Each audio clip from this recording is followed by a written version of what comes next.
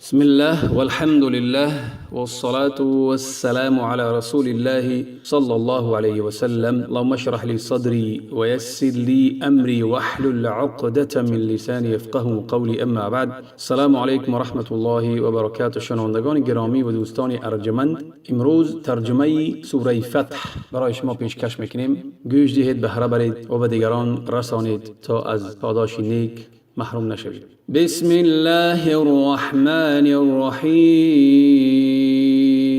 به نام الله بی اندازه مهربان و بی نهایت با رحم. إنا فتحنا لك فتحا مبینا.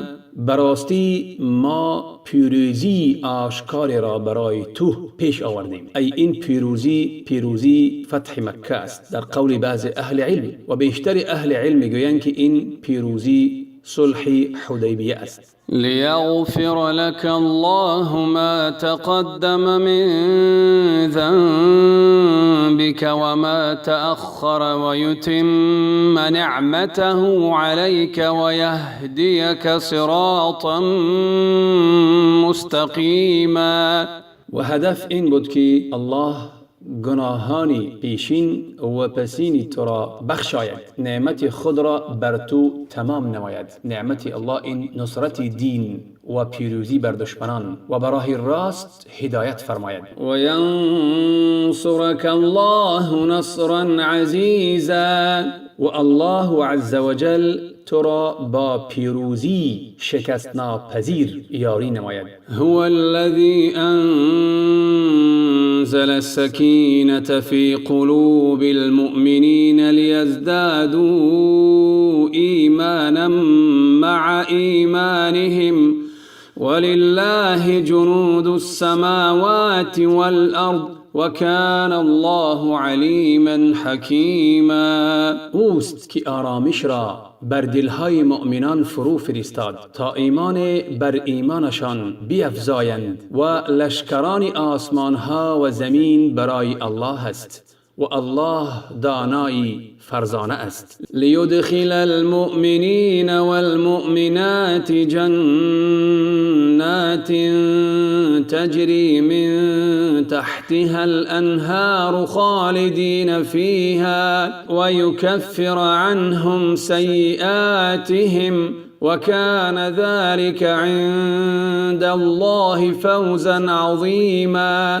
آن آرامش بخشی همچنین برای این بود تا الله مردان و زنانی با ایمان را به باغ‌های بهشتی که نهرها از زیر درختان آن جاری است در آورد، در حالی که جاودانه در آن باشند و گناهانشان را می پیشاند، و این نزد الله رستگاری بزرگی است. و یعذب المنافقین والمنافقات والمشرکین والمشركات الظانین بالله ظن السوء عليهم دائرة السوء وغضب الله عليهم ولعنهم وأعد لهم جهنم وساءت مصيرا. و مردان و زنان منافق و مردان و زنان مشرک را که به الله گمانی بد دارند که پیامبرش را یاری نخواهند کرد، عذاب کند. پیش آمدی بدی زمانه بر آنان باد. الله بر آنان خشم و غضب کرده و از رحمت خود دورشان ساخته و برایشان جهنم را آماده کرده است، و چه بد سرانجامی است. ولله جنود السماوات والأرض وكان الله عزيزا حكيما. و لشکران آسمان ها و زمین برای الله است و الله شکست ناپذیر و حکیم است. إنا أرسلناك شاهدا ومبشرا ونذيرا لتؤمنوا بالله ورسوله وتعزروه وتوقروه وتسبحوه بكرة وأصيلا. ما تو را گواه و شاهد بر خلق، بر امتت و مژده دهنده برای مؤمنان و بیم دهنده برای کافران فرستادیم تا شما ای مردم به الله و رسولش ایمان آورید و او را یاری کنید و بزرگش بدارید و الله را بامدادگاه و شامگاه تسبیح گویید. ان الذين يبايعونك انما يبايعون الله يد الله فوق ايديهم فمن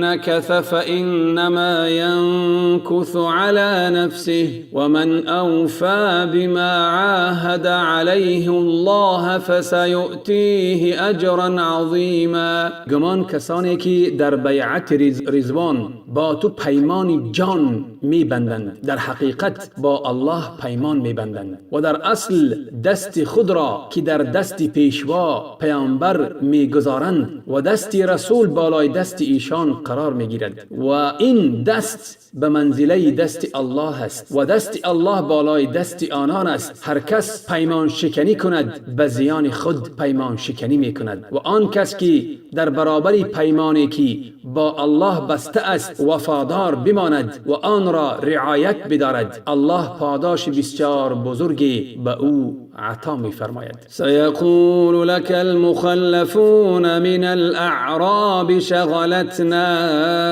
اموالنا واهلنا فاستغفر لنا يقولون بألسنتهم ما ليس في قلوبهم قل فمن يملك لكم من الله شيئا إن أراد بكم ضرا أو أراد بكم نفعا بل كان الله بما تعملون خبيرا. بزودی با دیانشینان بازمانده از جنگ و جهاد گریزان به تو خواهند گفت مالهایمان و خانواده‌هایمان ما را مشغول و سرگرم ساخت پس برای ما از الله آمرزش بخواه. آنان به زبان چیزی را میگویند که در دلهایشان نیست. به آنان بگو اگر الله برای شما زیان اراده کند زیان خواهد یا برای شما سود و منفعت بخواهد کیست که برای شما در برابر او اختیار چیزی را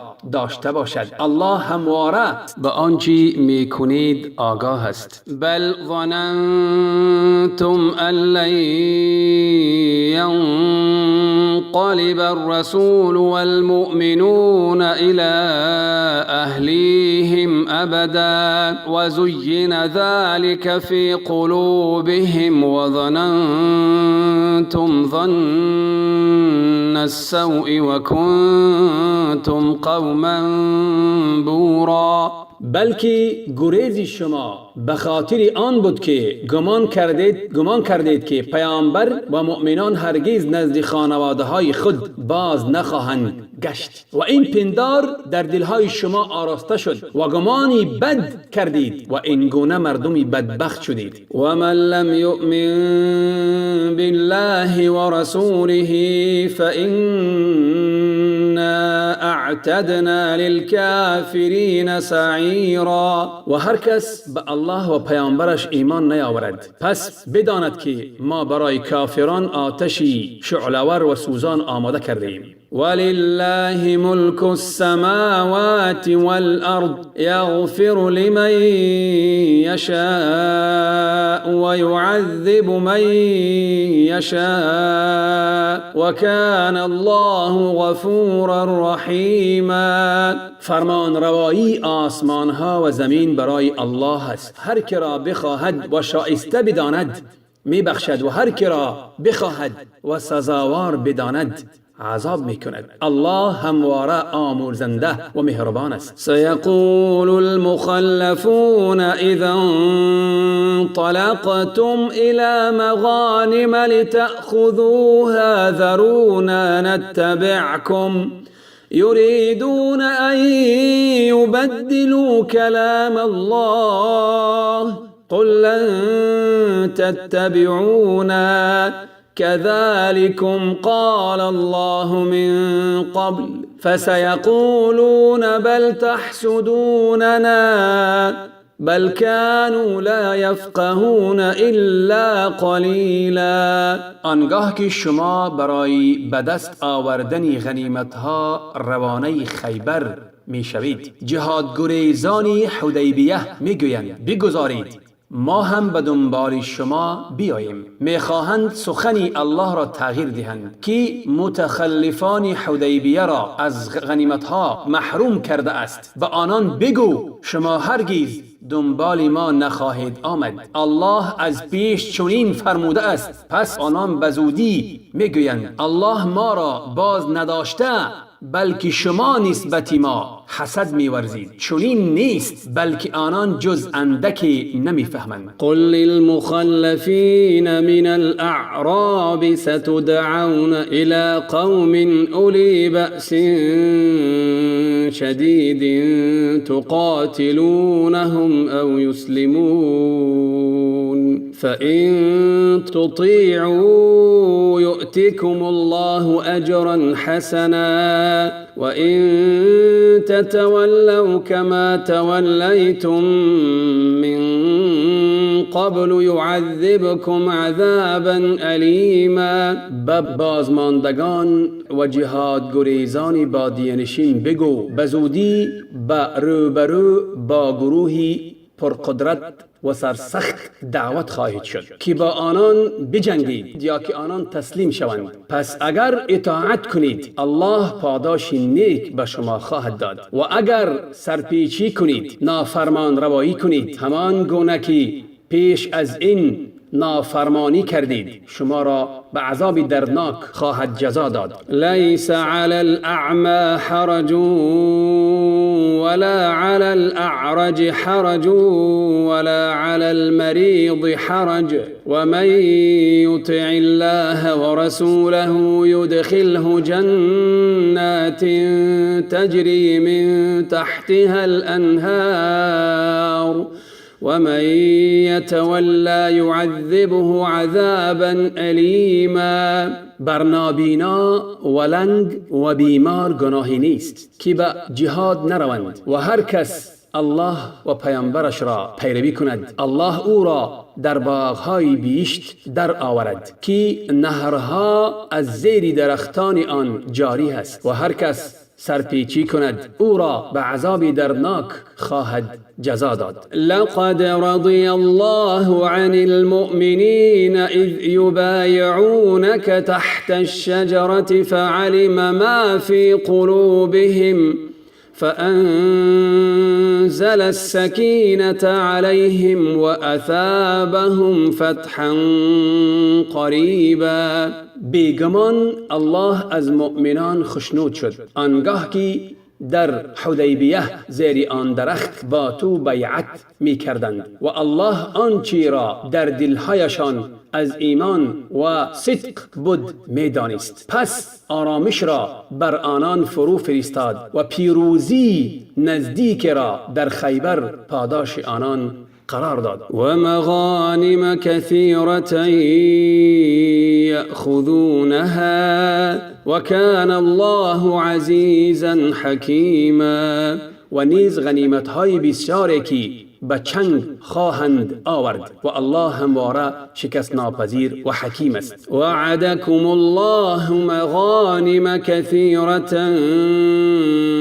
تأخذونها فعجل لكم هذه وكف أيدي الناس عنكم ولتكون آية للمؤمنين ويهديكم صراطا مستقیما. الله غنیمت های بسیاری به شما وعده داده است که آنها را خواهید گرفت. پس این غنیمت های خیبر را زودتر برای شما فراهم ساخت و دستانی تجاوزگری مردم را از شما کوتاه کرد باز داشت تا برای مؤمنان نشانه و عبرت باشد و شما را به راه راست هدایت کند. و اخرى لم تقدروا عليها قد احاط الله بها وكان الله على كل شيء قدیرا. و غنیمت های دیگری که شما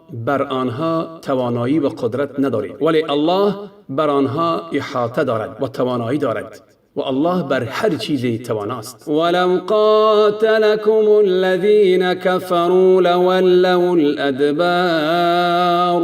لولوا الأدبار ثم لا يجدون وليا ولا نصيرا. و اگر کافران با شما بجنگند حتما پشت کرده می گریزند و آنگاه هیچ سرپرست و یاوری نخواهند یافت. سنة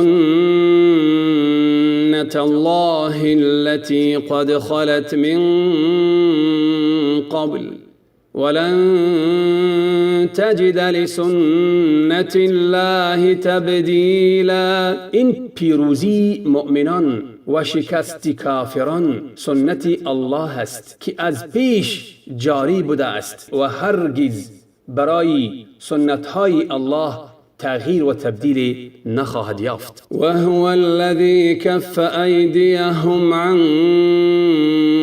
وأيديكم عنهم ببطن مكة من بعد أن أظفركم عليهم وكان الله بما تعملون بصيرا. و اوست که پس از آن که شما را بی جنگ و خونریزی بر دشمن پیروز کرد، دستهای آنان را از جنگ با شما و دستهای شما را از جنگ با آنان در دل مکه که منطقه حدیبیه است باز داشت و الله همواره به آنچه انجام می‌دهید بیناست. هم الذين كفروا وصدوكم عن المسجد الحرام والهدي معكوفا أن يبلغ محله ولولا رجال مؤمنون ونساء مؤمنات لم تعلموهم أن تطؤوهم فتصيبكم منهم معرة بغير علم ليدخل الله في رحمته من يشاء لو تزيلوا لعذبنا الذين كفروا منهم عذابا أليما. آنان کسانی هستند که کفر ورزیدند و شما را از وارد شدن به مسجد حرام باز داشتند و نیز نگذاشتند که قربانی هایی که با خود آورده بودید به محل قربانگاه، به جای قربانگاه برسد. و اگر مردان و زنان مؤمنی ناشناس در میان مکه نبودند تا جنگ شما سبب کشته شدن آن بیگناهان شود و در نتیجه امری مکروه چون دیه گریبان شما را بگیرد و شما را از جنگ باز نمی داشتیم، ولی باز داشتیم تا الله هر کی را مانند مردان و زنان مؤمنی که برای شما ناشناخته بودند بخواهد در رحمتش در آورد. و اگر مؤمنان از کافران جدا بودند یقینا کافران از اهل مکه را به عذاب دردناک عذاب میکردیم. اذ جعل الذين كفروا في قلوبهم الحمية حمية الجاهلية فأنزل الله سكينته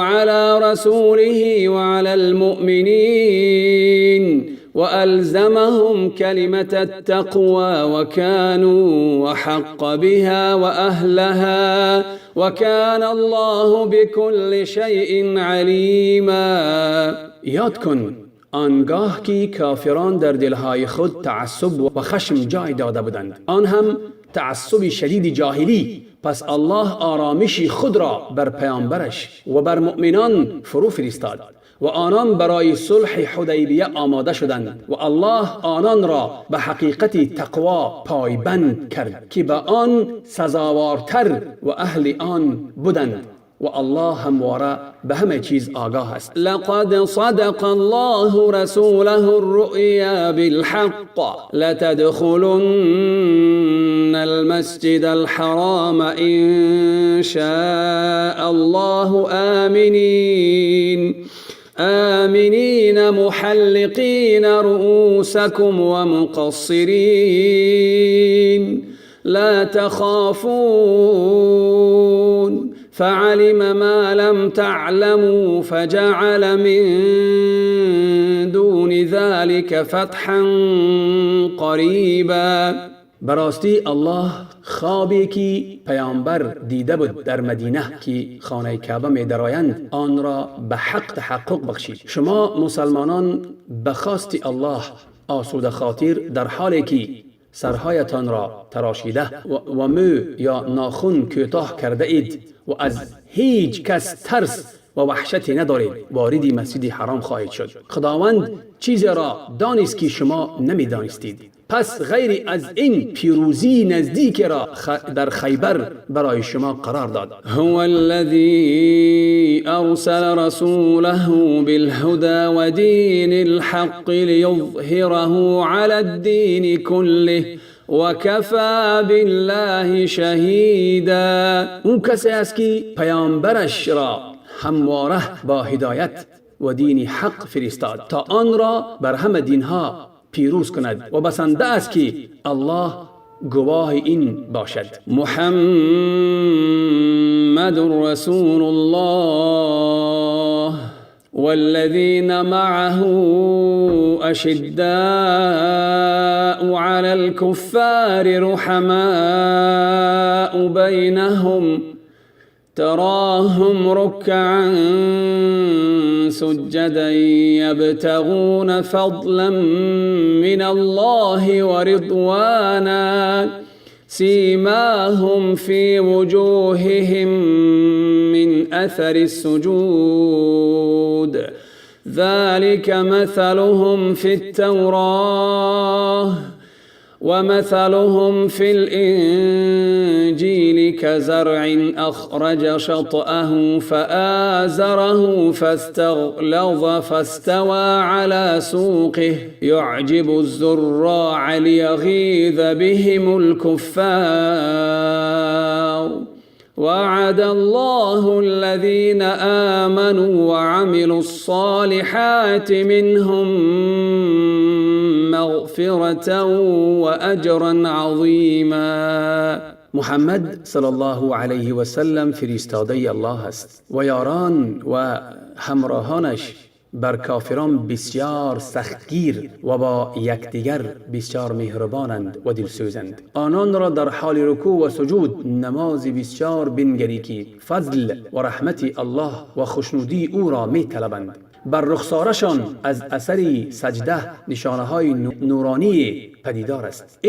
این وصف آنها در کتاب تورات و انجیل مکتوب است که مثل حال آن رسول بدانه ماند که چون نخست سر از خاک برآورد جوانه و شاخه نازک و ضعیف باشد، بعد از آن قوت یابد و قوی گردد و بر ساق خود راست و محکم بایستد که دهقانان را در نمایش خود حیران کند. همچنین محمد صلی الله علیه و سلم و اصحابش از سستی به نیرومندی رسند تا کافران عالم را از قدرت و قوت خود به خشم آرند. الله وعده فرموده که هر کسی از آنها ثابت ایمان و نکوکار شود گناهانش ببخشد و اجری بزرگی برای آنان عطا فرماید. یعنی که اول دانه را وقتی در زمین زیر میکنی که میبراید سست است، بعد آن ساق همون رستنی پرقوت شدن میگیرد، وقتی که بزرگ شدن گرفت پرقوت میشود. همین خیلی دیگر الله عز و جل تشبیه میکند که در اول صحابگان پیامبر یاران پیامبر خیلی سست بودند، آیسته آیسته پرقوت شدند که کافران را به خشم می آورد. این خیلی تشبیه زیبایی که الله در برابری صحابگان پیامبری بزرگوارمان میدهد. از دعای نیک خود ما را فراموش نکنید. السلام علیکم و رحمت الله و برکاته.